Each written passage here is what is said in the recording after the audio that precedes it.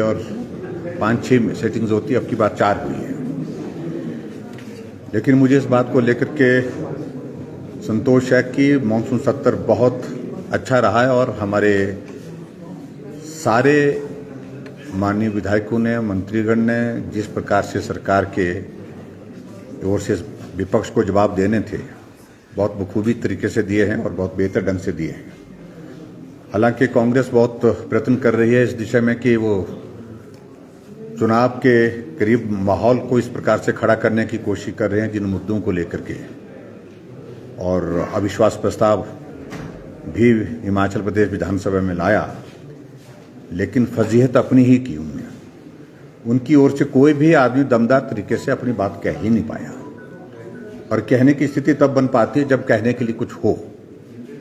और ऐसे में अब जब कुछ नहीं है तो बिना वजह के सत्र के अंदर जिन मुद्दों का उस तरह का महत्व नहीं है, उन मुद्दों को उठाने की कोशिश कर रहे हैं जिससे शोर हो, हल्ला हो और खबर बने। इस तरह से उन्होंने प्रयत्न प्रयास किए हैं। मैं सिर्फ इतना ही कहना चाह रहा हूं कि विशेष तौर से आज का हमारा ये मानसून सत्र का अंतिम दिन है। इसके बाद स्वाभाविक रूप से सब हम लोग चुनाव में जाएंगे। चुनाव के पश्चात नई विधानसभा का गठन होगा, उस दौरान फिर अलग तरह से मिलेंगे। लेकिन आज खासतौर से जो ओपीएस के विषय को लेकर के आज यहाँ अपनी बात कांग्रेस के मित्रों ने कही है विधानसभा के अंदर, मैं सिर्फ इतना ही कहना चाह रहा हूँ, ओपीएस को बंद करने के लिए साइन उनके ही मुख्यमंत्री के थे, पूर्व मुख्यमंत्री वीरभद्र सिंह जी के, लागू करने वाले वही थे। और उसके पश्चात अगर इनको लगता था कि हमारे से गलती हुई है तो 2012 में फिर इनकी सरकार बनी थी। 2003 में इन्होंने एमओयू साइन किया था और उसके बाद 2012 में फिर इनकी सरकार बनी, तो उस वक्त अपनी करेक्शन करते, उस वक्त अपनी गलती को सुधार करते, लेकिन फिर भी उसके बावजूद नहीं किया। और आज 2023 में उस मुद्दे को उठाया जा रहा है जिसको 20 वर्ष हो गए, और 20 वर्षों के बाद इसलिए उठाया जा रहा है, उनको इसमें राजनीतिक लाभ दिख रहा है। और जब राजनीतिक लाभ दिख रहा है तो स्वाभाविक रूप से जिस प्रकार से इस मुद्दे को उठाने की वो राजनीतिक मकसद की वजह से उठाने की कोशिश कर रहे हैं, तो मैं समझता हूं कि कर्मचारी अच्छी तरह से समझते हैं कि हिमाचल प्रदेश में ये ओपीएस लागू करने के लिए, ओपीएस को बंद करने के लिए कांग्रेस के ही नेतृत्व ने निर्णय लिया था। लागू करने का निर्णय भी कांग्रेस के ही नेतृत्व ने किया था। और आज अगर जो परिस्थिति इनके सामने निर्मित हुई तो उसमें भारतीय जनता पार्टी का कोई दोष नहीं है और कांग्रेस के ही नेतृत्व का दोष है।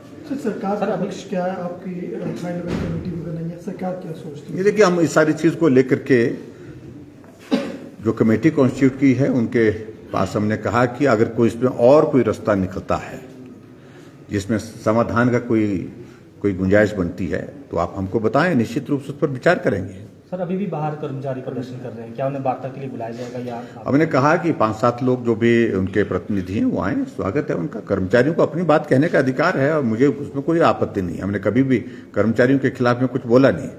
शांतिपूर्ण ढंग से सब लोग वो अपनी बात कहने के लिए जो है वो कह सकते हैं, उसमें कोई आपत्ति हमको नहीं। आए और अगर आते हैं तो उनकी बात सुनेंगे और उनसे ही हम कोशिश करेंगे, आप आपको बताइए क्या रास्ता है, और उनको इस बात के लिए भी पूछेंगे कि हम कैसे दोषी हैं। दोषी तो वो लोग हैं जिनको आप मंच पर निमंत्रण दे रहे हैं। तो मुझे लगता है कि जैसे उनने कमिटमेंट की है कि कांग्रेस के या दूसरी पार्टी के किसी नेता को हम मंच पर नहीं चढ़ने देंगे, मैं उम्मीद करता हूं कि वो उसको कायम रखेंगे और इसको राजनीतिक का अखाड़ा नहीं बनने देंगे। सर, 2 स्टेट में कांग्रेस दावा कर रही है, क्या वो मैकेनिज्म कुछ नहीं, कागजी कार्रवाई फिर शुरू की है और कुछ उसमें होने वाला नहीं है।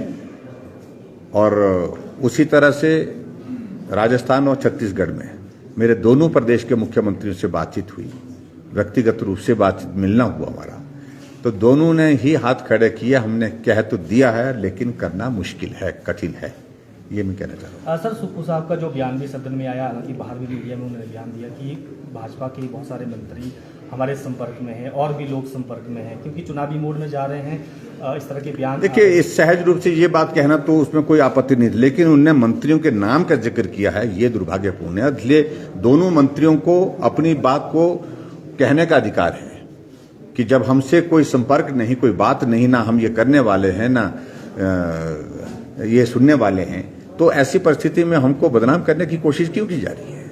और स्वाभाविक रूप से किसी भी व्यक्ति को गुस्सा आएगा। आखिरकार हम चुनाव में जाते हैं तो आदमी एक समाज के बीच में काम करने वाला अपनी एक छवि के साथ जाता है। इस प्रकार से छवि को नुकसान पहुंचाने का जो प्रयत्न किया है, जो दुर्भाग्यपूर्ण है। Thank you.